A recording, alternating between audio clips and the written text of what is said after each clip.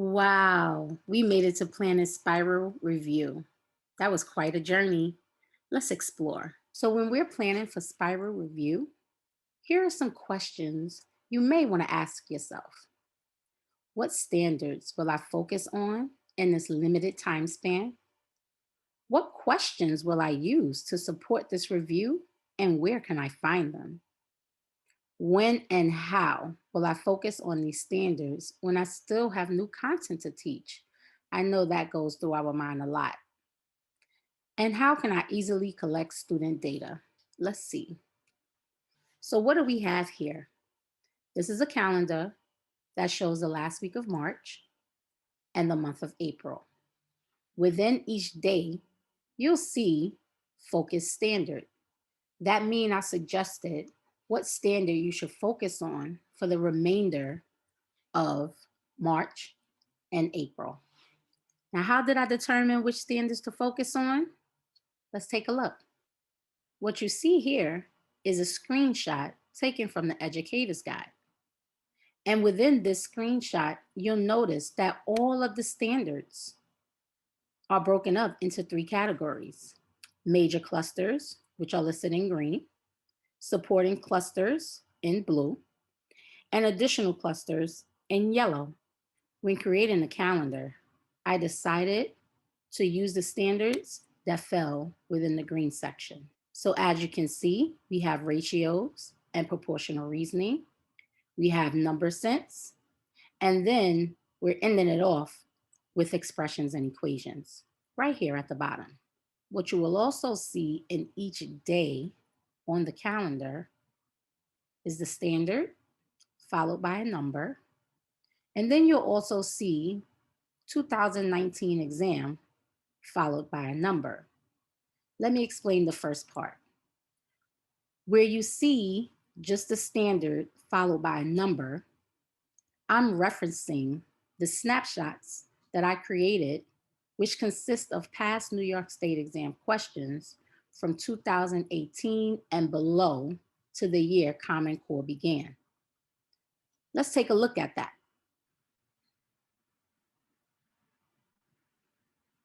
You will see math sixth grade snapshots. And within that, you have 4 folders, each folder which represents each of the domains for sixth grade. I'm going to click on ratios and proportional relationships just to bring something to your attention.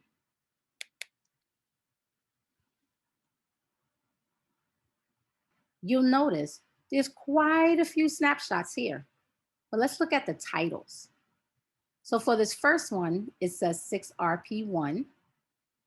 For the second one, it says 6RP2, parentheses 1, and then 6RP2, parentheses 2. All that means is that there's 2 different snapshots representing 6RP2. And as you move forward, you would see 6RP3A1. And then when you come over here, you would see 6RP3A2.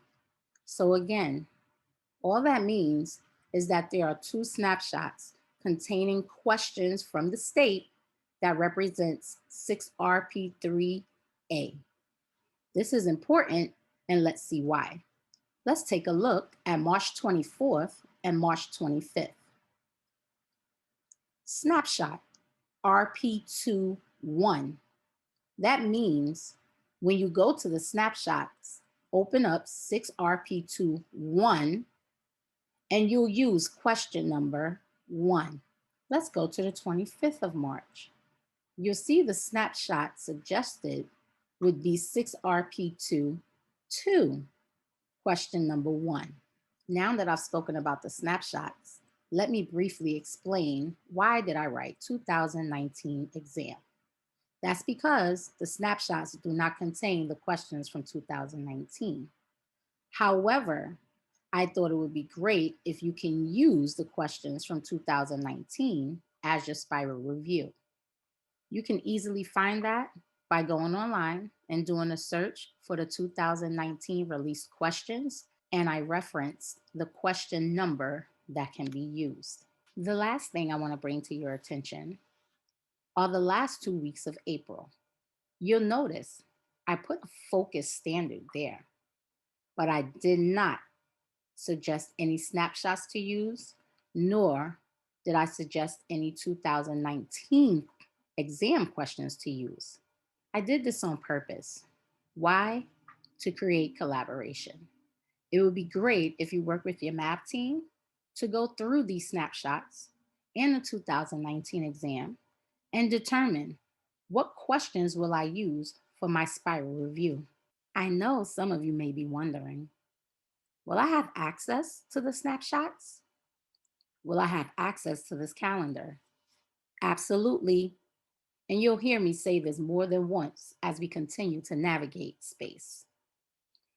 As soon as you complete the survey for this PL, you will gain access to a folder which contain all of the resources shared throughout this PL. Let's move forward. Attention participants, please keep in mind that the ELA New York State exam is scheduled to be administered from Monday, April 19th, 2021 through Thursday, April 29th, 2021. As a result, you may have to be flexible on how you engage in the spiral review. For example, if lessons are taught asynchronously, you can still use the Google form and upload videos of your modeling.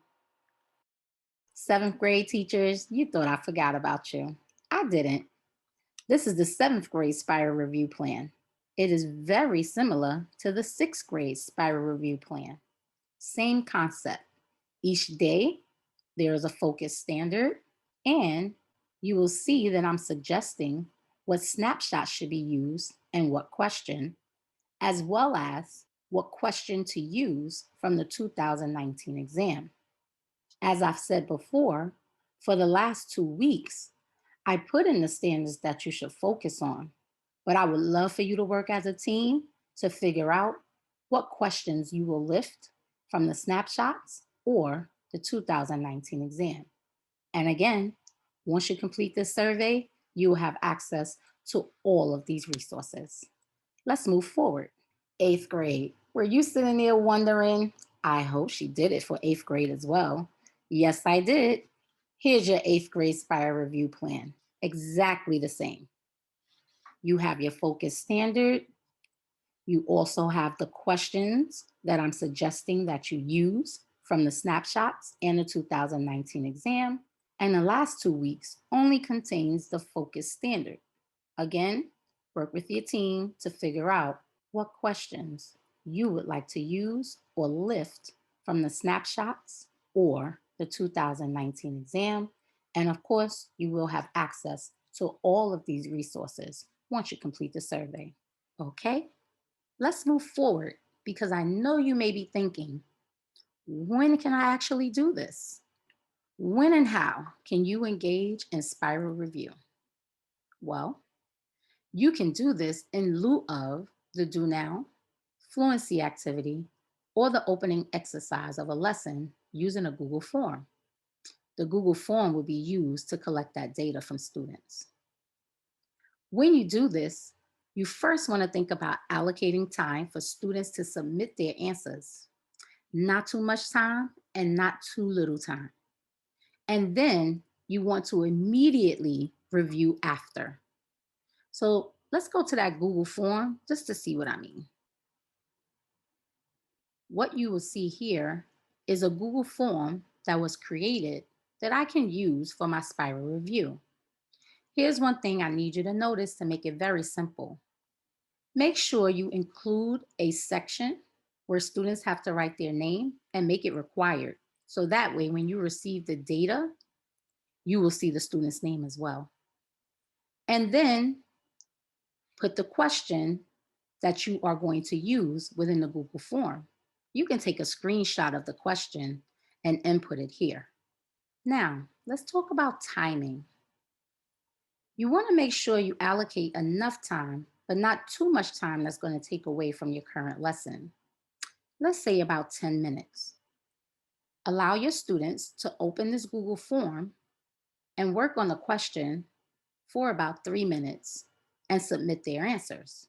Once the 3 minutes is up, you want to make sure that you close the form before reviewing the question because you want authentic answers.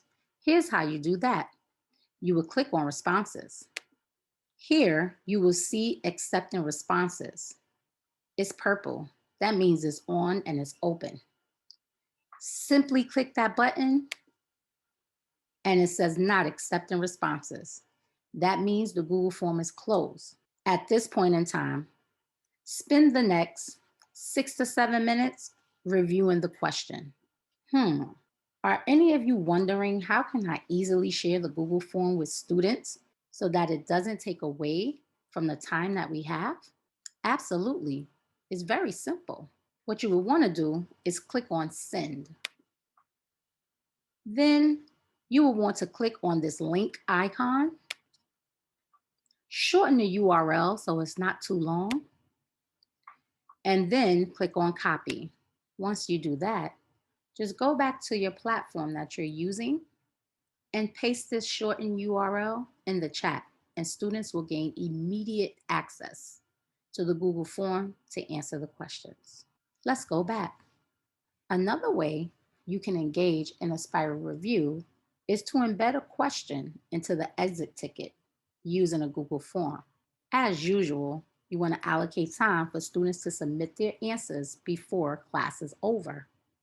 Now, a lot of times when we give an exit ticket, yes, we do look at the student's work to inform our instruction for the next day.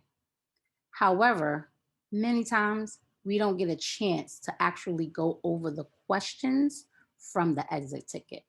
Here's where the last two bullets come into play. When you give that exit ticket, if there is enough time before class is over, review the question that you gave them. If there's not enough time because the exit ticket is usually at the end of the class, then this is where I would suggest that you create a video for students, somewhat similar to the videos you watched when you were navigating through the obstacles. And these are just a couple of ways you can engage in Spiral Review. It was great visiting Planet Spiral Review. I see you later on Planet Eureka and New York State Questions.